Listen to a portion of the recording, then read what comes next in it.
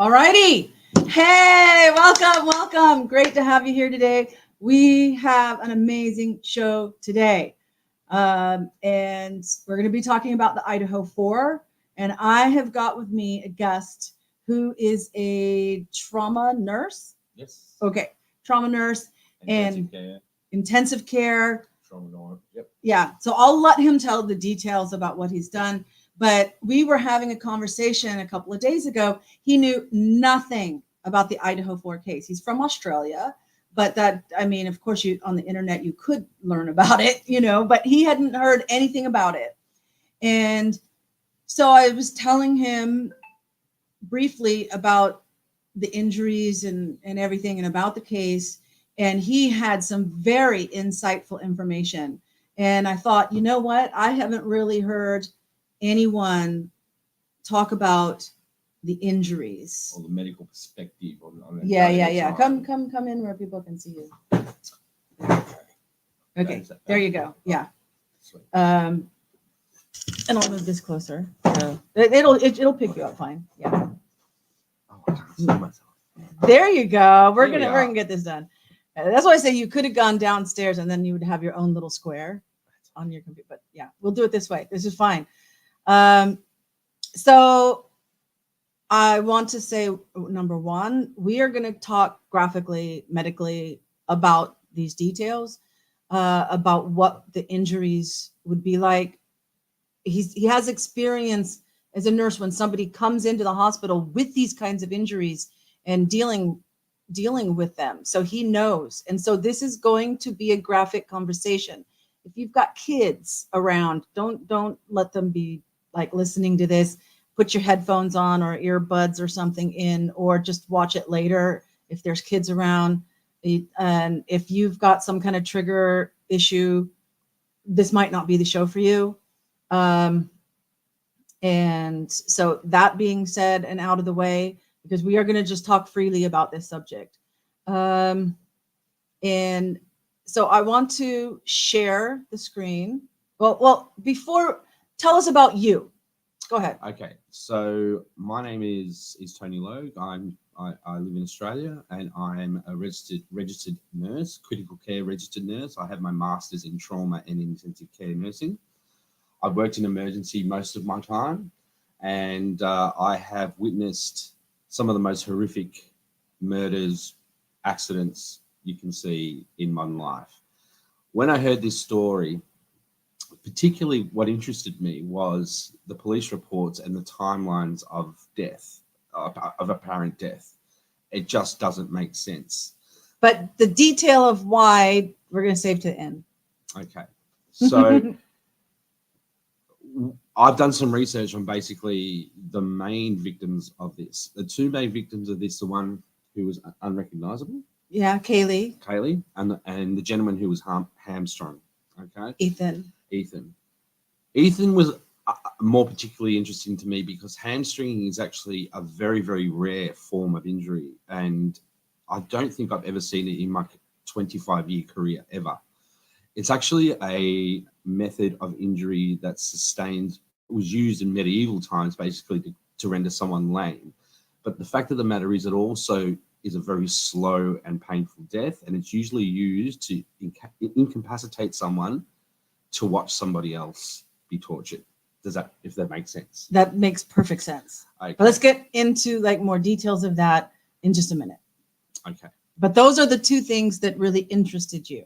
Yes. And I'll mention now, even though I kind of have it set up for later, but when it comes to the hamstringing and it comes to the unrecognizable, these are terms that like over the last year, people who've been following this case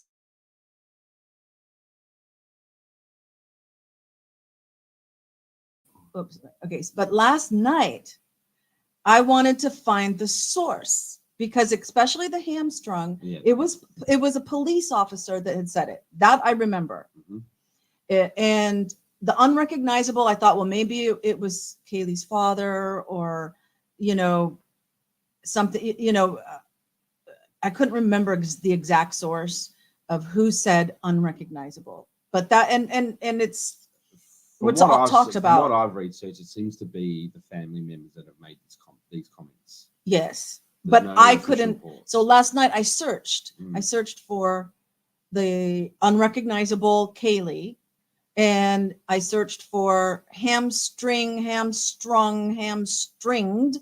Ethan, and I also searched for MPD, Moscow PD Police Department officer Corbin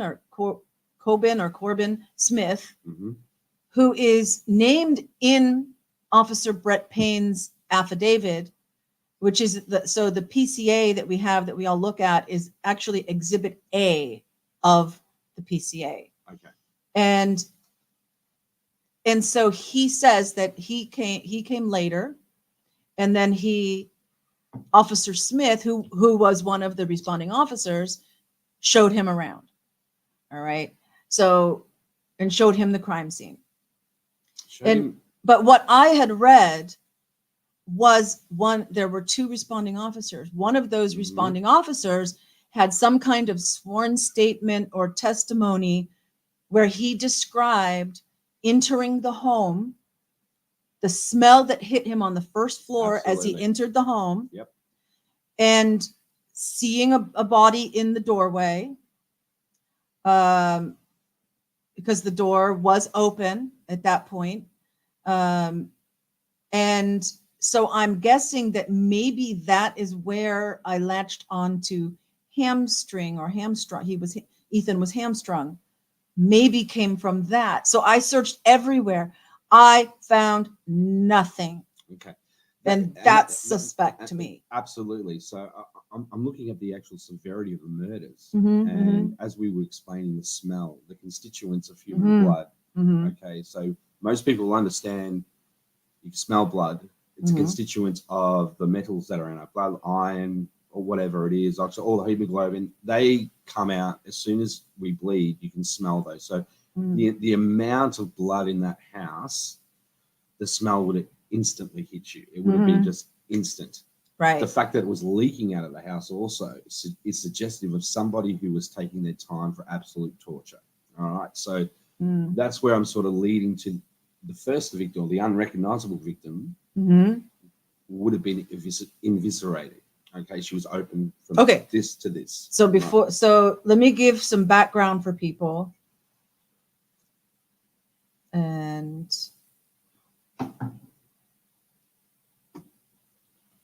is this live or recorded? It's live. It's live, but we don't have any comment and nobody's commenting or anything, but that's okay. So I'm gonna have to go like this in order to share. Window, entire screen, okay. And so, and just so that you know, like if I make this smaller, you see that it's like sharing the whole screen. So I'd have to just, so I'll go like this so everyone can see. Whoops. So of course I added this graphic warning, discussion of injuries committed during a crime. You also go by Ian A. Loeb, ICU trauma, CCRN, to give a medical perspective on the Idaho 4 case. So a little bit of background. The murders occurred on February 13th, 2022. So, wait. No, they didn't. Where did I get that from? I think you're right. No, it was in November. Oh, I wrote February. It's November. Let me change that. We all know it's November. Okay. So then would it be the 13th? Let me double check. I mean, hey, I know. Okay, so we're live. But let me just check here. Idaho 4 murder date. Okay, November 13th. Okay, guys. So a year ago. Yeah, so we have to be, so November 13th was right before the Thanksgiving break. Okay. Now the Latah County, I think they say Latah County coroner, Kathy Mavet, has been the coroner for 2 decades. And I want to specify that the coroner, she is an RN with a legal degree, but she is not a medical examiner. Mhm. And so she does not do autopsies. No. Basically, she signs the death certificate. Mhm. That's her job. Yeah. So what she said, she has said things that conflict with the PCA, Mhm. but we don't know. I mean, the PCA is probable. It's the police laying out their story of what they think happened. Mhm. They are not obligated to actually have facts. So not everything in a PCA is necessarily fact. It's just a story. It's the written on story, interpretation. right? And Right. they, within that, they can list some facts. And I've got a previous show where I go through and I say, okay, what did they say is a fact, and what did they say is something that they are proposing? But so here are some things that she said. So with that in mind, she said each victim was stabbed a different amount of times and in different places on the body. Mhm. Okay. She also said it was not possible to determine from the injuries the order in which the 4 victims were attacked. Now that means from the injuries themselves. Okay. The evidence at the crime scene of blood splatter and blood trails and things like this would absolutely be able to and also blood samples. And this one is only 1 person. This one is 2 people. This one is 3 people. Well, the mere fact that you've got 2 victims who were asleep, who had their necks slashed. Is that right? That, well, there were, as we were like really looking for original sources last night, we did come across where some people that were not verified said Ethan's neck was slashed. Yeah, that makes sense. Okay. All right. Okay. I just moved this down so you could see if you were like in the picture. So you can no this way towards me. There you go. All right. And this came from the Independent in the UK. All right. And it was this story where she said, where this was reported as what the coroner said.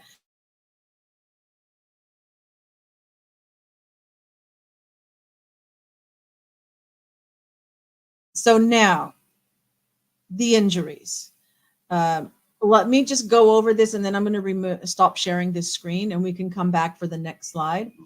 Mm-hmm. So we've got Kaylee and Maddie on the 3rd floor. What we know is that her liver and lungs were injured. Mm-hmm. She's the one that was named as unrecognizable. Mm-hmm. And her injuries were worse than Maddie's. Right. Maddie, we have 0 details said about her other than we know that there were multiple wounds because it said they all had multiple wounds. Yes. Okay. Ethan and Xana on the 2nd floor.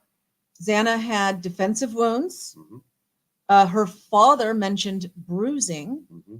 And the unnamed source by News Nation was the one that said that her fingers were nearly sliced off. Yeah. But we don't know if that's credible or not. It likely is. Most likely would be. Yeah. Absolutely. I've already described about the hamstrings. Yes. I mean, as far as the source of it, but Yes. we are going with it for the purpose of this show. Yes. Because I am positive that I saw it as a police officer description, which means it would have been what I read of the because it's not in the PCA. It's not in Brett Payne's affidavit, right? Exhibit A of Brett Payne. It's not in that. So the only other police account that I would have heard would be the one of the responding officer, which I could not find after hours of searching yesterday. All right.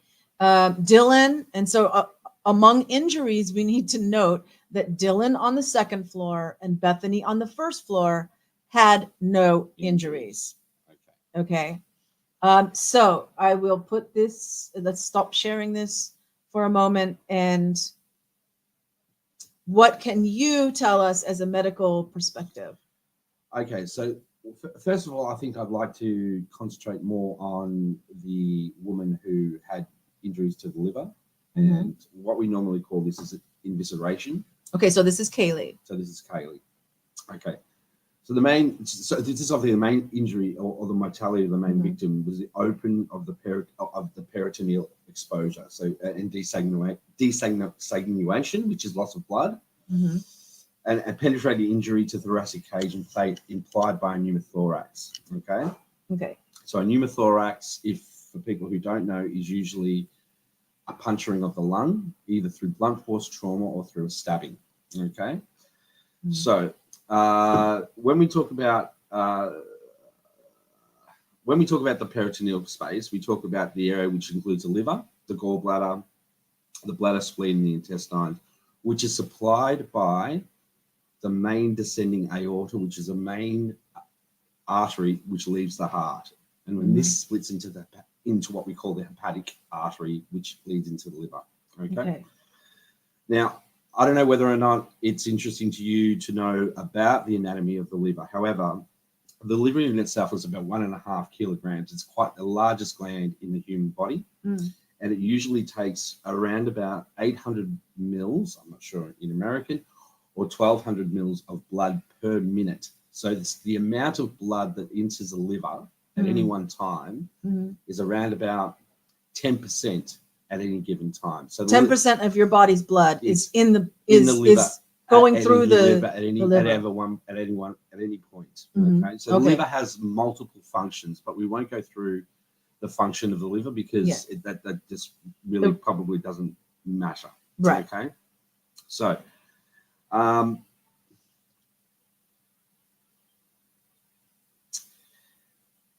in most cases, a penetrating injury to this area will almost be fatal without intervention. I know very little without other injuries sustained. I haven't been able to look at any of that, but this is all conjecture from what I've learned. Intestinal injury can result from blunt force or penetrate to it, and the majority of blunt abdominal trauma does not result in intestinal injury. So most time when someone is smacked or hit in the stomach, it will hurt, but it will not cause any injury. Approximately 3% of blood abdominal trauma results in intestinal injury, but the small bowel being the most common location. Penetrating traumatic injury is less frequent than blood trauma. However, it is more frequent and results in intestinal injury. Penetrating trauma falls into two main categories, right? And this is the most important thing. High energy projectiles, which is either shooting someone or high energy stabbing. Okay.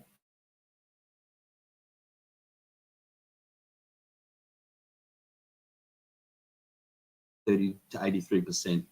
Depending on the size of the person, they can survive that. In patients with abdominal stab wounds, especially of the liver, okay, without intervention will certainly cause mortality. The very act of abdominal evisceration. So when we talk about evisceration, from the story from what I've been told, this person was cut from the sternum to the bottom of her stomach. She was opened up. And see, this when you mention that, that's new. This is from your research that you did yesterday. Yes. You know, and then we went to sleep and, and woke up this morning in time for the show.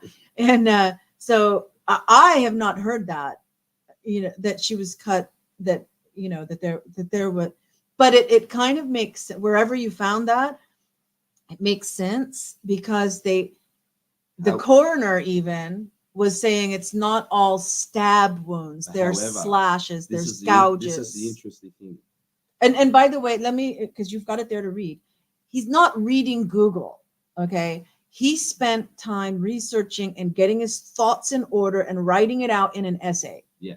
So, okay. So these are his own words. So I do apologize if it seems a little dry, but I have because some of this information is actually quite complex, and I need you to understand. Yeah. Especially the amount of blood that was found at the scene. And this is why I'm trying to explain this, okay? Yeah. The very act of evisceration, is to cause complete agony in someone, as well as sometimes the case the organs are not injured, the person can actually be still alive while they're open. Okay? Keeping a person alive and or conscious is part of an act of torture. So in any case, the victim most likely will either lose consciousness at some point due to what we call hypovolemic shock. Okay, hypovolemic shock means a loss of blood, but the very act of opening somebody up will keep them alive as an act of torture. Okay. So if I'm a person that is cut open, I'm going to be in pain, you're going to be in absolute pain. You're going to be in absolute agony.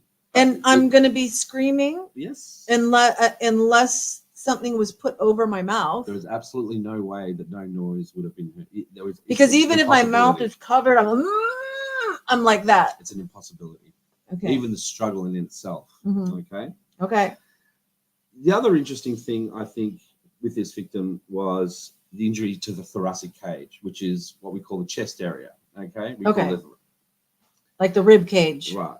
kind of thing. From what I gathered, this woman also suffered what we call a pneumothorax, which is a puncturing of the lung. Okay. Mhm. The second method treated this death, the trauma to the thoracic cage, the conjecture of blunt trauma or penetration, either way, will cause leak into the pleura. Okay, so once the lung collapses, Mhm. the lung is surrounded by what we call the pleura, Okay. the pleural space. When the lung collapses, all the fluid in the air enters the lung and pushes into the lung and renders that person unable to breathe, but still breathe to a point where they're still alive in some cases. Without intervention, that will definitely kill you. Because you're like using some like upper part or something. There's like a little bit that. So what I'm thinking here is that this person had a pneumothorax on the right hand side. They were injured on the right hand side, which may have caused what we call a tension pneumothorax. Okay. Which means that the air is trapped, moves over, and then starts to compress on the myocardium, on the heart. Okay. And these injuries are fatal, but the person will be able to live for a certain amount of time to be in pain and to be tortured. Right. Okay. So that's really sad for the family. Exactly. I apologize to the family if they hear about all of this, but we are looking at this realistically from a medical point of view. Now, pneumothoraxes are a common injury. Actually, most people get them, and they can usually fix themselves. The most common pneumothoraxes that we get are in young men, and they're spontaneous, and they are asymptomatic, and they usually fix themselves. But when we're talking about a blunt force trauma or a stabbing pneumothorax, that's a completely different story. Okay, so I do have an X-ray of this, but I'm not sure whether or not we'll be able to put that online. But I have had a look at the X-rays of this, and the X-ray shows the area field of pleural space and a lung collapse. What you notice is the opacity of the lung has completely disappeared.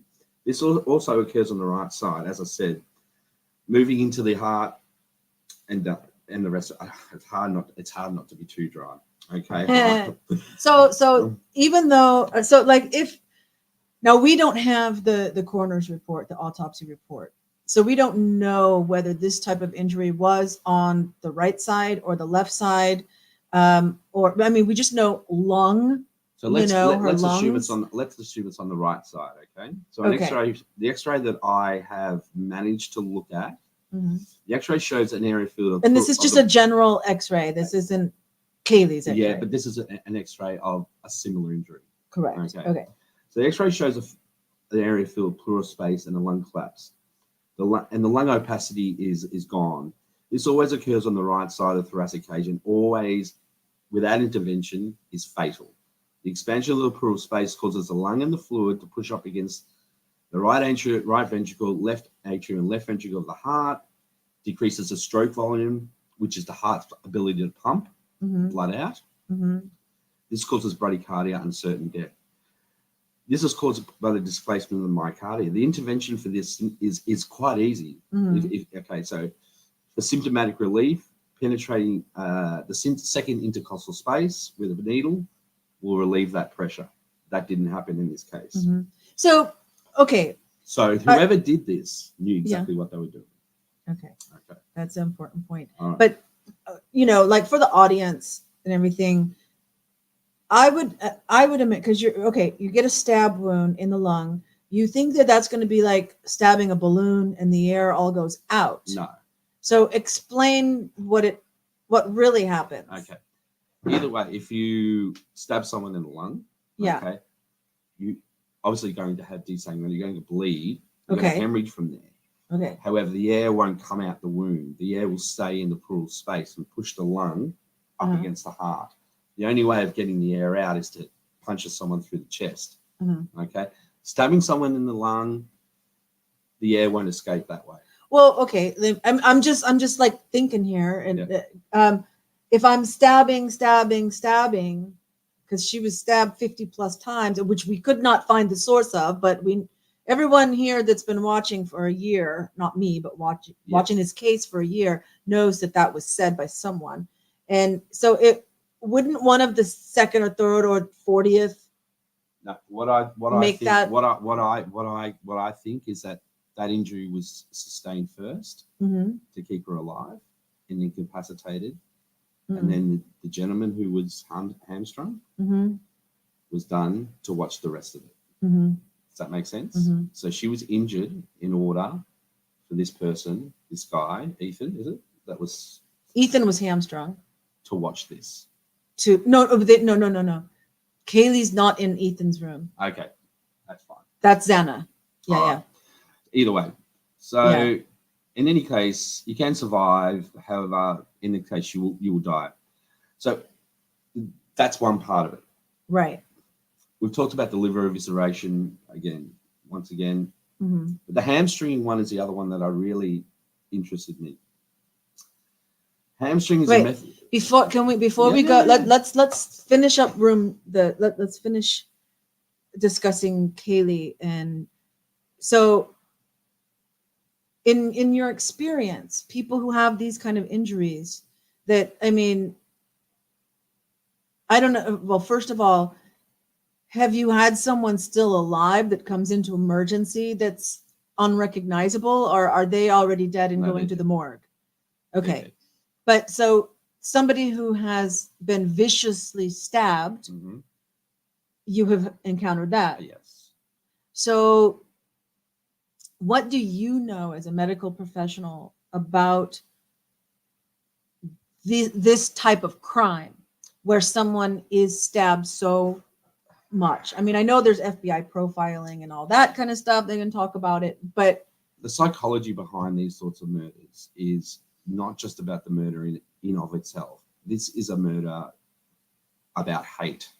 This is a murder to someone that had some sort of grudge, but people who normally kill somebody out of self-defense is usually 1 or 2 stab wounds, which are fatal.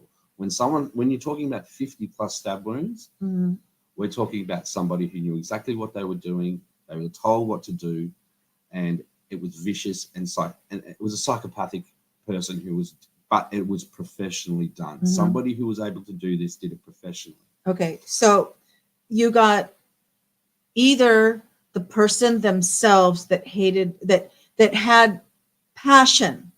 When we say passion, that passion that could have been love turned into anger. Absolutely. Or something. You either have that person directly doing this. Absolutely. Or you have a professional that was told, make this person unrecognizable. Absolutely. It's Absolutely. kind of leans toward one of those two. Those sort of murders are, as you said, they're usually involved with severe emotion.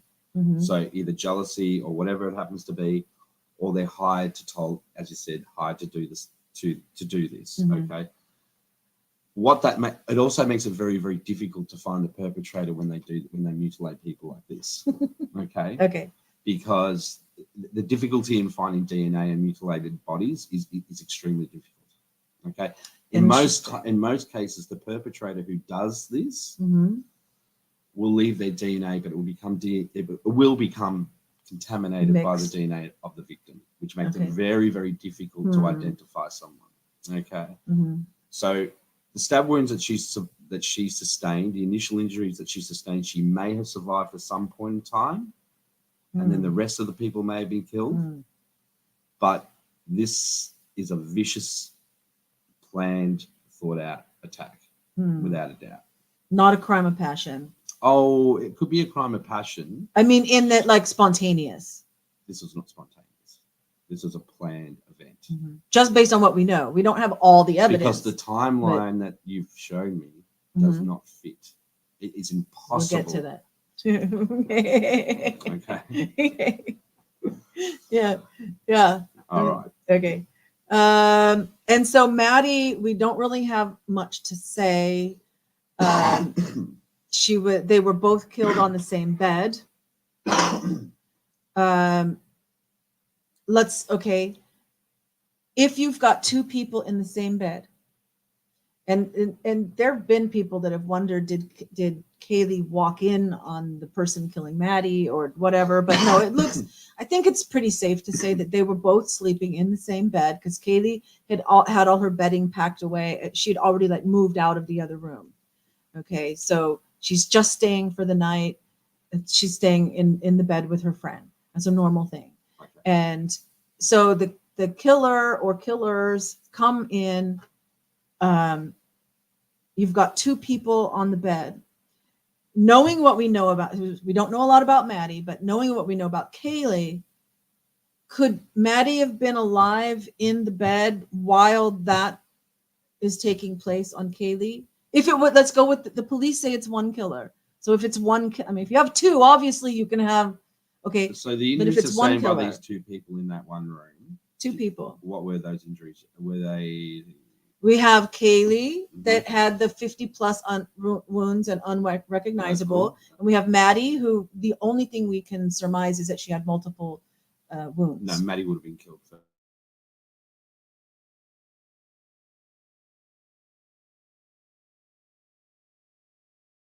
Would obviously be the slicing of the trachea and the carotid arteries. Okay. So basically, once you do that, you slice the trachea, you reduce someone's ability actually to talk and to breathe. Okay. Once you slice these two arteries here, which are the carotid arteries, which supply your brain, our brain uses 15% of our blood volume. So at any given one time, when these arteries are sliced, it takes at least 2 minutes for you to die. Okay. So it's a very quick death, but it's painless. All right. So the person, So I didn't know that. The person may have trauma from the feeling, but they would die within 2 minutes. Okay, so its brain death is very, very quick. Okay. All right. So any additional step? I mean, well, we don't know that her neck was slashed. But if I'm looking at it from a logical point of view, that woman would have had to have been killed first. There is no way that killer would have been able to do that and then do what she did. To do what he did to Kaylee, he could not do what was done to Kaylee if Maddie was still alive. Absolutely, there's no way. Right. Because obviously there would have been self-defense involved in that as well. We don't know whether or not she had defensive wounds either. Okay, that's the other thing. No, nothing has been said about defensive wounds on Kaylee. But she was not. She was recognizable. No, yes. Maddie was recognizable. Yeah, Maddie was recognizable. So supposedly, she was killed. I mean, nothing was ever said. There was debate in the chat room, like on Reddit or whatever. There was debate about, was it Maddie that was unrecognizable or was it Kaylee that was unrecognizable? But I think in the end, it finally got sorted out that it was Kaylee. So she would have had to have been killed first and very quickly. Maddie would have had to have been killed first to be able to spend the time needed to do with Kaylee. Exactly. Okay. All right. So I think that's, unless we want to talk about like the strength involved, if we want to go into, okay. I mean, I think maybe before, let's say, so for these injuries, what does it take for someone to do? I mean, strength wise or whatever. To kill someone like this would have had to be somebody who was extremely strong, extremely adept at what they were doing. In order to mutilate a body and stab someone 50 times, you would have to be quite a fit gentleman to do this, quite strong, and you knew what you were doing. The mere fact of driving a metal blade into somebody is extremely physically demanding to do, and over again, it's physically demanding to do. So what about adrenaline? In a killer like this, adrenaline probably didn't have too much of a part. This is probably done by somebody who knew what they were doing. Okay, he may. So driving a blade 50 times into somebody, what you got to understand is that you're breaking through cartilage, you're breaking through bone, you're breaking through all this. So in most murder cases, blades will break. And that's how they find. Most blades will break, especially after multiple stab wounds. Okay. In this case, there was no blade break. So this was done by a professional. Not that we've been told, right? But there was. So to stab someone 50 times, you would have to have spent at least 15 minutes doing that. This person was a strong, hired individual. There is no way, I believe, from what I know, that this could just be some frat boy kind of somebody who's skilled in hunting. Maybe, maybe.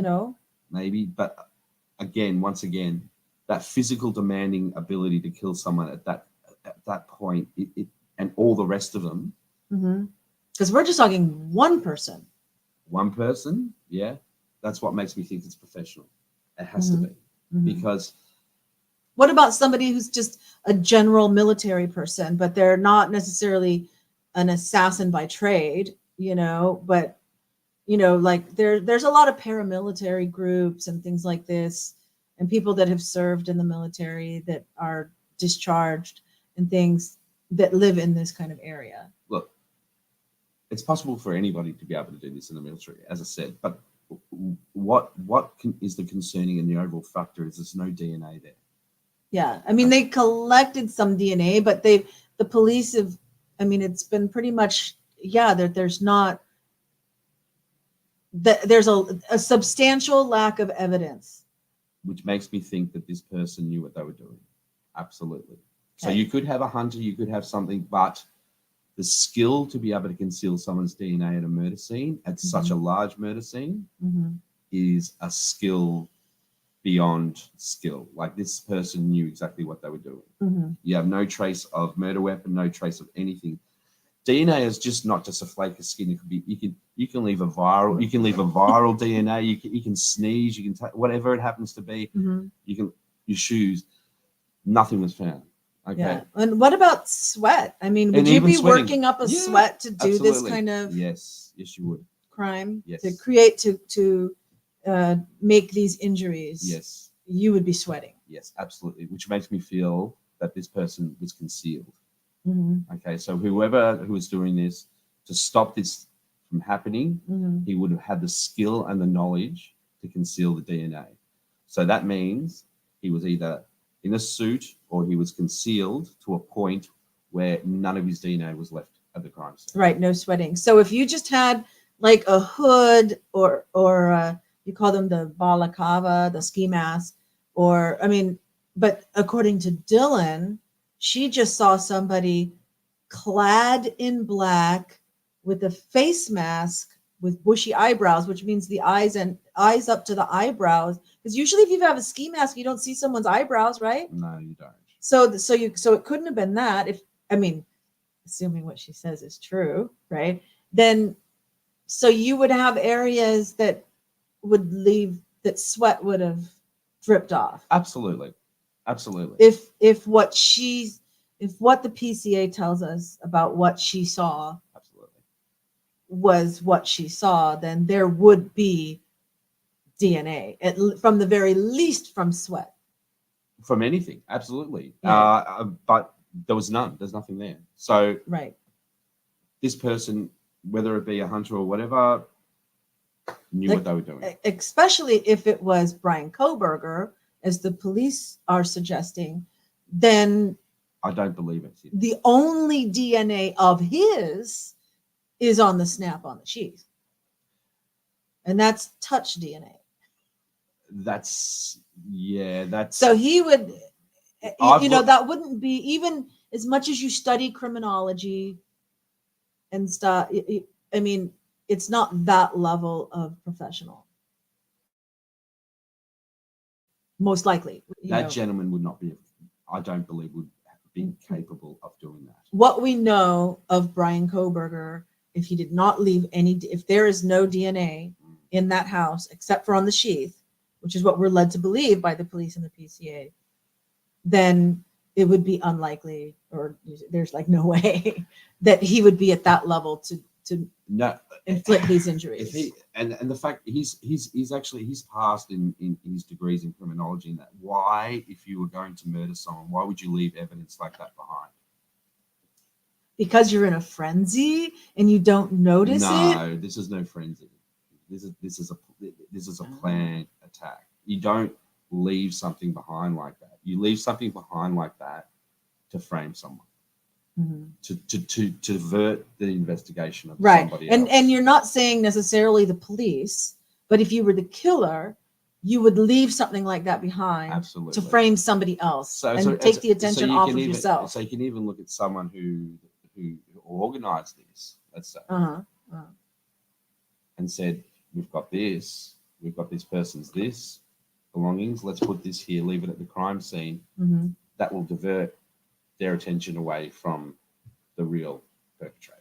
Right. Okay. The touch DNA on that is just, it's just not. And I think where this is Mama Kitty, I think where some people get confused is that the term touch DNA implies that you touched something. Like, here's my glasses. Absolutely. Right? Yep. I touch my glasses, I leave my DNA. We leave our DNA everywhere. But touch DNA would really be more accurately described as transfer DNA. Absolutely. So I shake your hand. Yep. Here, shake my hand. Shake my hand. Yep. Then I put on my glasses. Yep. Now your DNA is on my glasses. Absolutely. So the very term touch DNA means that you didn't touch it. Yeah. But the other thing that also is interesting about that Mama Kitty. is interesting about that is DNA will expire over time as well. So how old was this sheath and how long was it there and what was the age of the DNA that they found?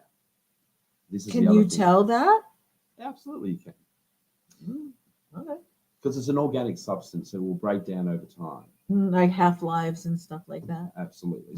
So you will find strands of DNA and you can match it, but depending on its age, and you're saying that what, 6 or 7, less than 10 cells. And I also tried to find where's the source of that last night, and I could not find the source of it. But I know like I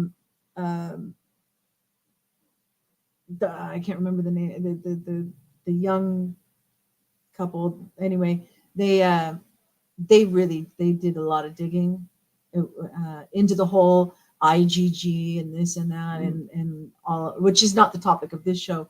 And they, but I couldn't find it. I couldn't find the number of cells, but it was less than 10. It's not enough. Look, that would not be enough to suggest that that was the person who killed it. It's just an impossibility. It really is. It just doesn't make any sense. Yeah. Okay. So now let's go ahead. I think we've covered everything on the upstairs murders. So let's look at what happened downstairs.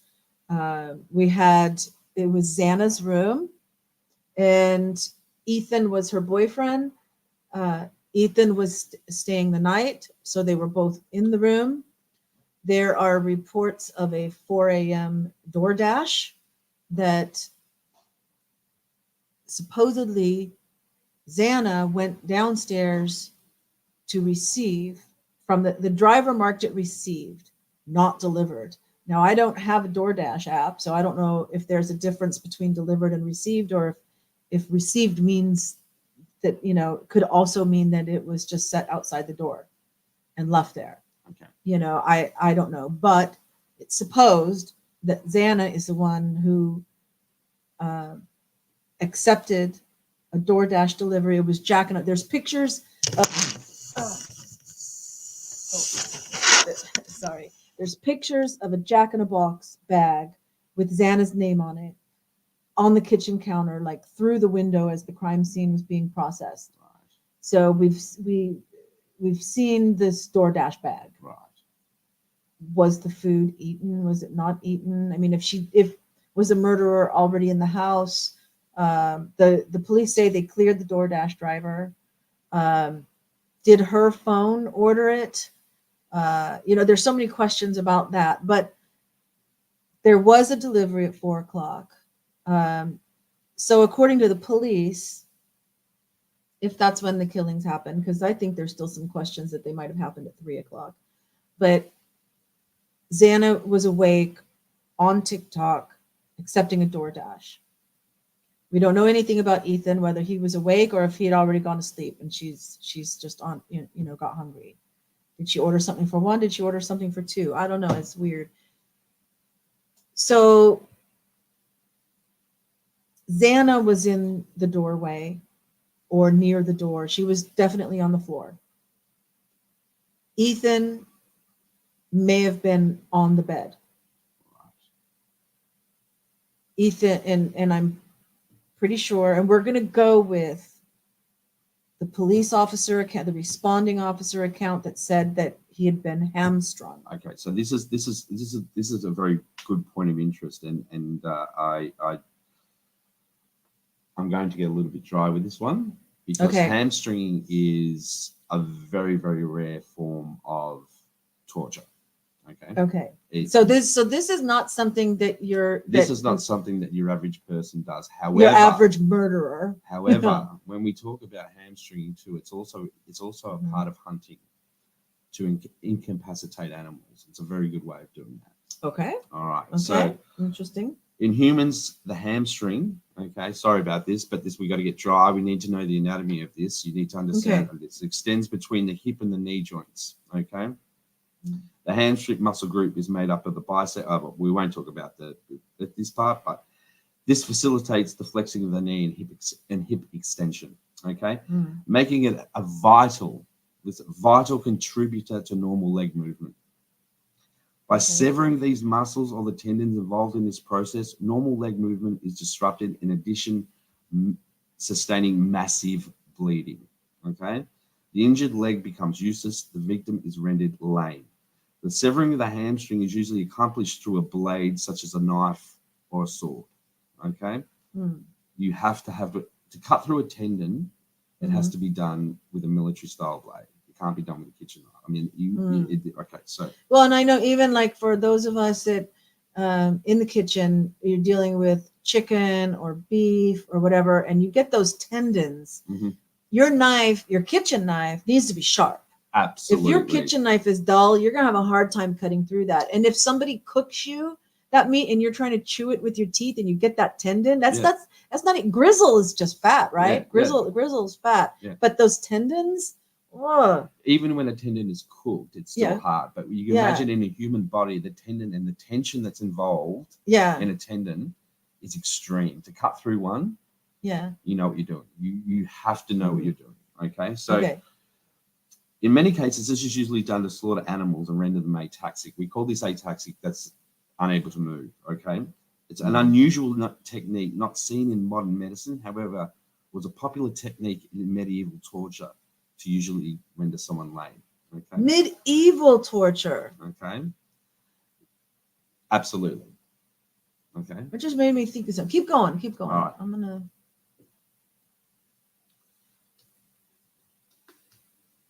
Go ahead. No, keep going. Yeah. Okay. So the posterior knee joint. So when we talk posterior, when we hamstring someone, when I talk posterior, we're talking about behind, not in front, not in the knee, but behind the knee. Okay. The posterior knee joint also includes the popliteal artery, which can be severed in this form of injury. Like any untreated arterial injury, this will cause severe blood loss. Okay. However, it can be slower and a more prolonged process. However, in the case of murder, adrenal tachycardia, which is a speed up of the heart, can speed up the process of death. In this case, it can be contributed to keeping someone alive to witness the death of another and render them incapable of assistance of the victim. Oh, let me just show you. Here's a K-bar size, showing a K-bar size. Yeah. By the way. Okay, go ahead. So that sort of knife would do the job. So okay. I know you haven't. Did you see this in your research? This image? No, I didn't. Okay. So I think most of you guys have seen, because you mentioned medieval. It just clicked about this. You know, this is the Sigma Chi of in Idaho. And for everybody, let me see if I can. Okay, if I open the image in a new tab, and then I share this tab, we can do that. So, sharing the screen. Well, that Wait, certainly looks like a medieval helmet by any. let me see. So if I go here, and then why am I not sharing that tab? Because it's showing the whole screen. Okay, wait. Let me just stop doing that. Okay. I'm sorry to interrupt, but at least you have it in writing, so you can like go back to it. I mean, when we're done looking at this window. Okay. So there. So I think most people, if they've been following this case, have seen this picture. This was prior to the murders. The Sigma Chi were just like playing, all right, and so they're just acting or whatever. But they've got these like medieval helmets on. They have a K-bar, and people have always said, did police check, like, do they have their K-bar? They have a K-bar. Did police take, swab it, say, okay, where's your K-bar? I want to see. Oh, well, we don't have it. Or like, oh, well, here it is. Did they even ask? They would have to have. I mean, look, if the injury sustained would have been a knife of similar description, that is probably one of the first things you'd want to know. You'd want to DNA swab that to see what's going on. However, in multiple murders, it can be difficult. But at the end of the day, I don't know what to say to that picture. That really fits into my narrative, to be quite honest, because in modern day times, when people incapacitate people, they normally slice the Achilles tendon, okay, which is a much more painful way of doing it. And again, a person won't die.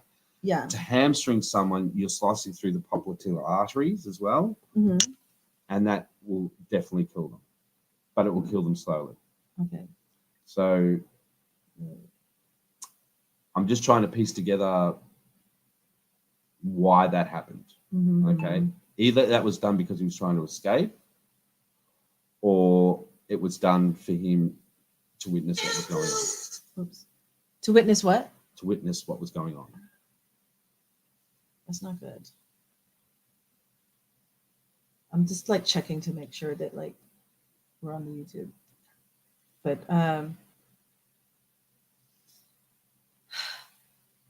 so and that would, so in that case, someone's only one, as far as like Xana being a target, it would be more likely that someone's wanting to inflict pain, emotional pain, and torture on Ethan as a target more than on Xana as a target. They could both be targets.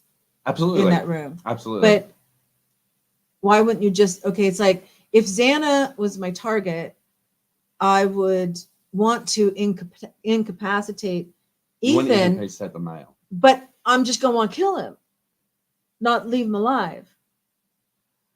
So that then I can do whatever I want with Xana, right? Slicing through this, so hamstringing someone, the death would take probably 5 minutes.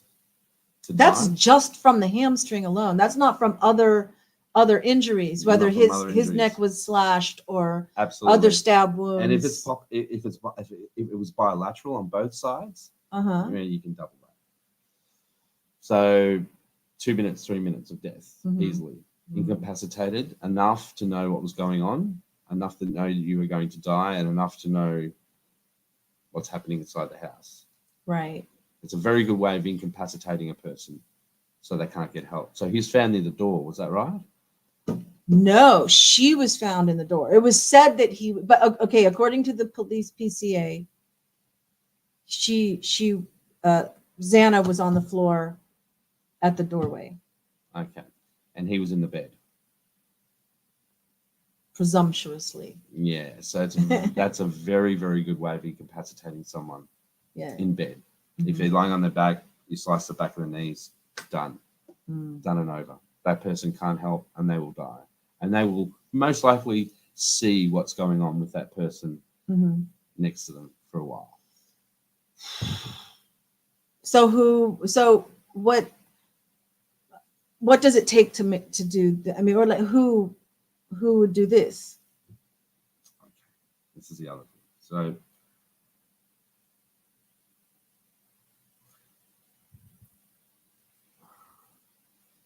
I guess I'm trying to look at this.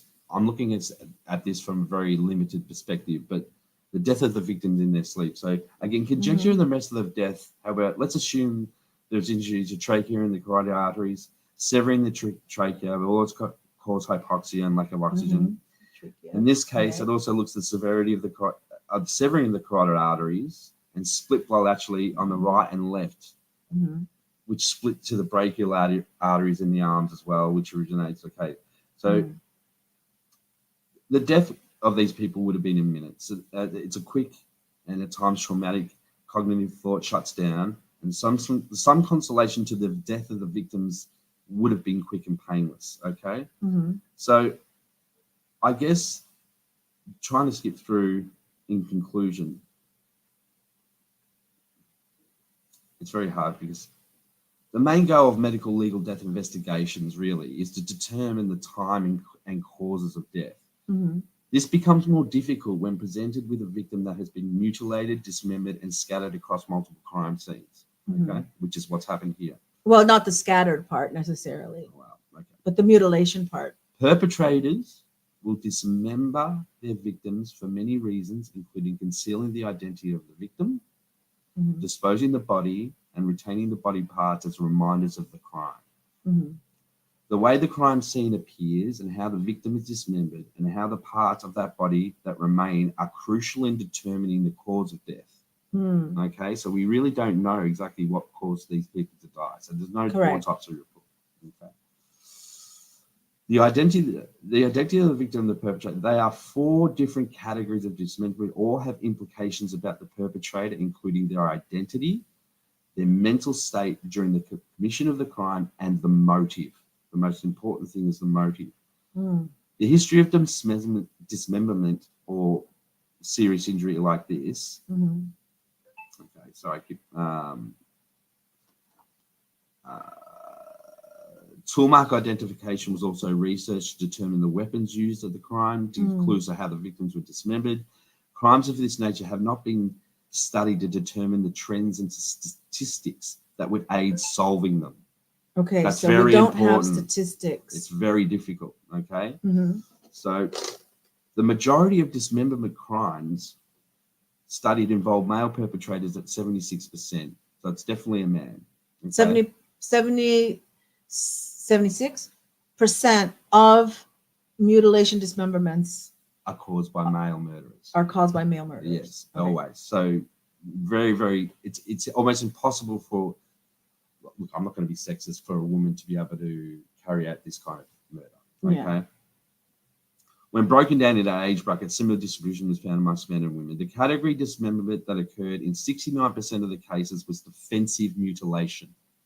So the defensive wounds here as well. Like, so if the fingers were dismembered, if they were actually cut all the way off, but it was defensive. It's usually defensive, which is a result of a perpetrator attempting to hinder the victim's identity, which is a common way of cutting the fingers off.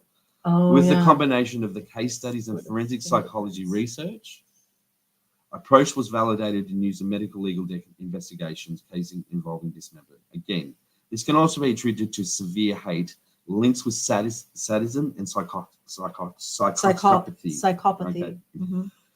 Which leads to why, in this case, the main victim was reported to have been mutilated beyond recognition. Okay, so in conclusion, from my limited understanding, the entire scenario was completed by a professional assailant. It is said that the main victim had up to 50 stab wounds and was unrecognizable. The ability to hide DNA is a professional attribute. And most people think DNA is fake a skin, hair left behind, blah, blah, blah, as we've talked about before, okay? This seems to be a very well-planned murder involving a professional assassin. DNA can seem achieved by a person so congruent with a forensic method, it is difficult to assume that this was done by anyone else. Also, the mutilation suggests that someone with anatomical knowledge of killing someone effectively with no trace.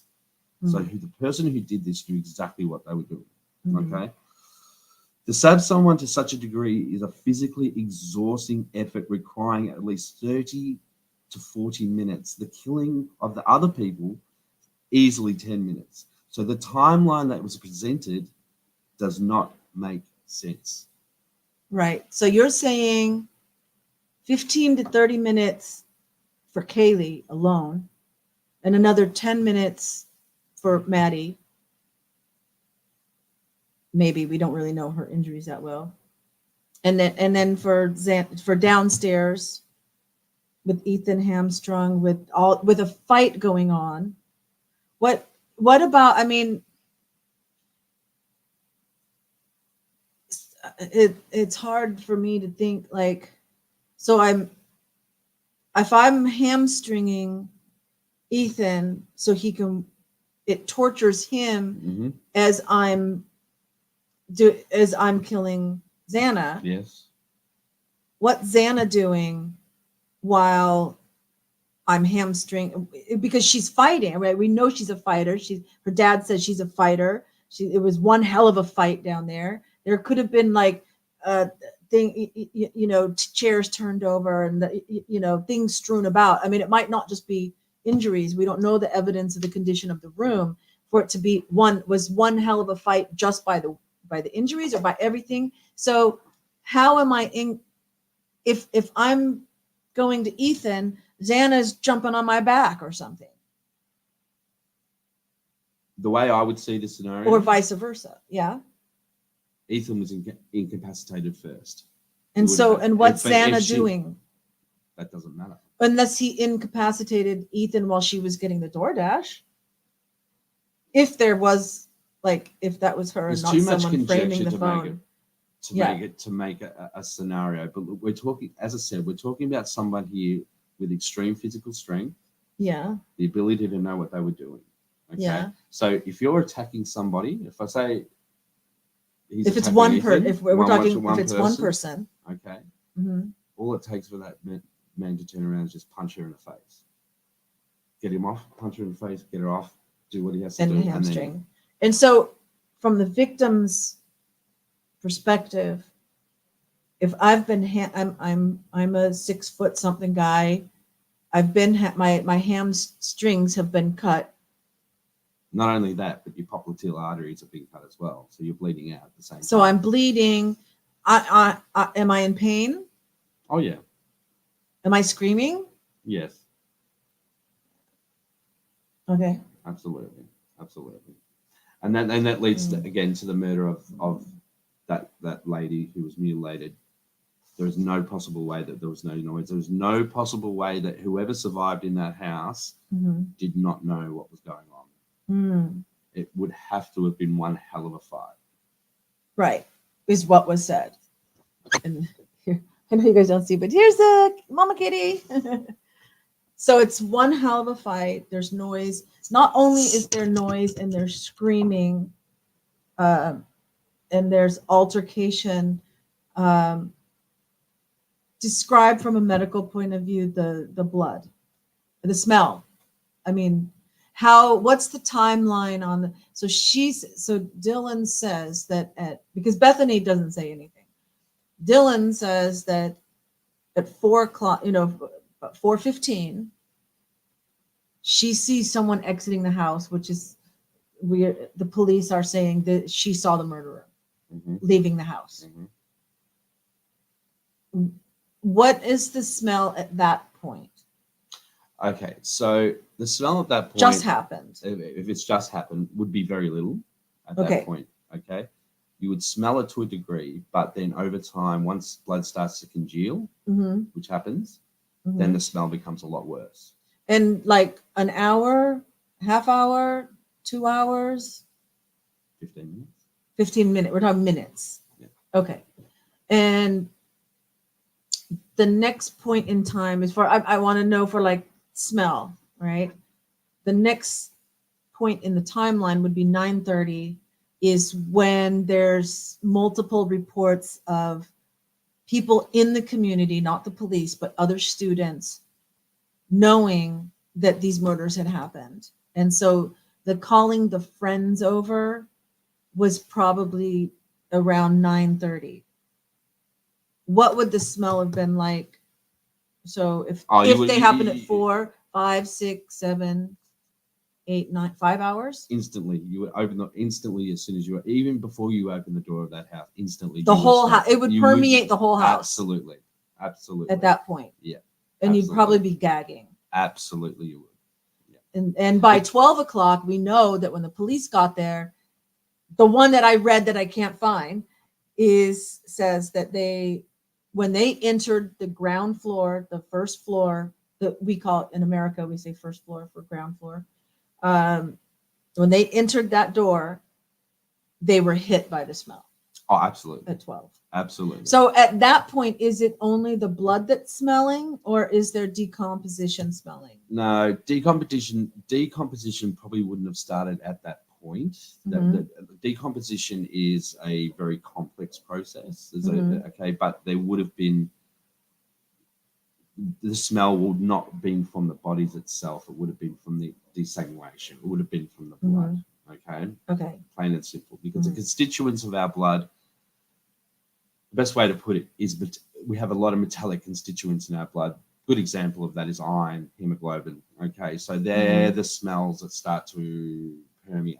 Right. Once death occurs, decomposition will start, but you won't get a smell until that person starts to rot.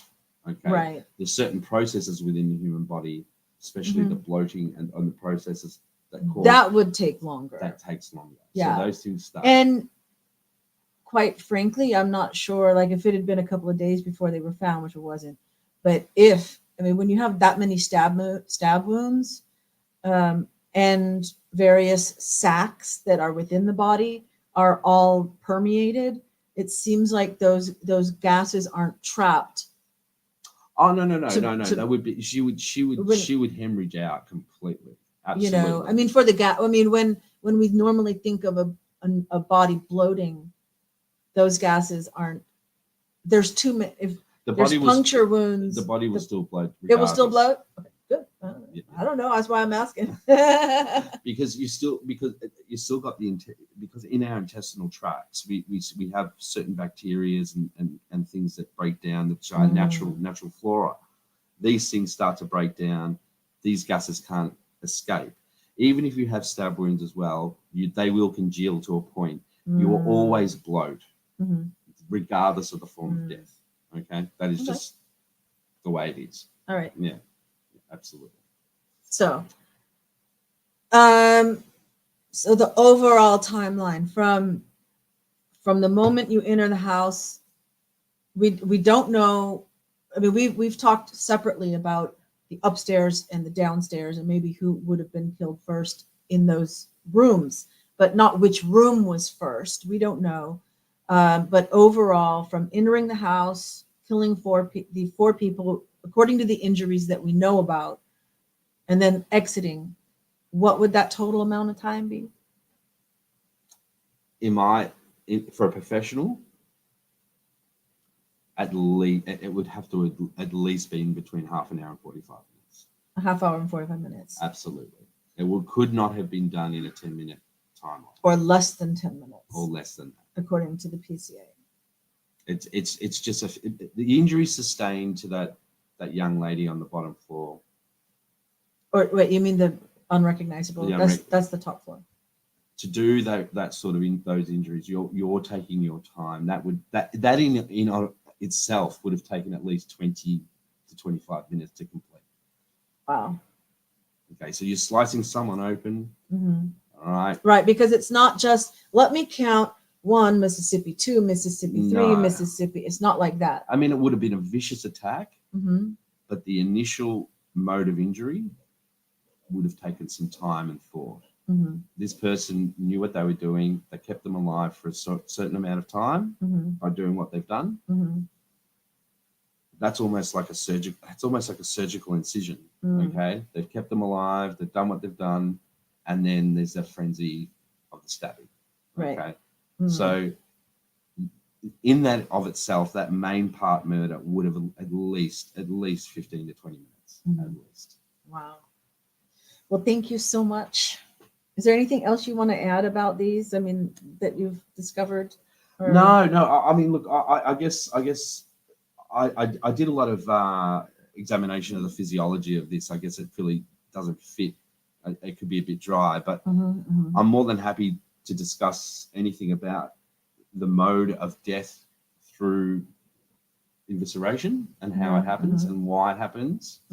But no, there's very little I can add. But from what I've been told, the whole scenario, the whole timeline does not make sense at all. Okay. All righty. Well, thank you. Thank you for your medical perspective. You're welcome. And maybe you can come on again and on another case or on another topic of this case. Maybe next time I can sort it out. Yeah, I can be a little less scientific about it and be a little, because I've written a huge essay about this. So I wish but yeah. Look, well, now you've had the experience. You kind of know how it flows. Yeah. I'm curious to get in because I'm in StreamYard, so I'm curious to get into the YouTube side of things because I'm wondering if maybe this topic they're like holding it back, you know. Could be. So Could be. we'll end it here. Yes, we'll end it here. Thank you so much. Appreciate it. Okay, thank you everyone for joining.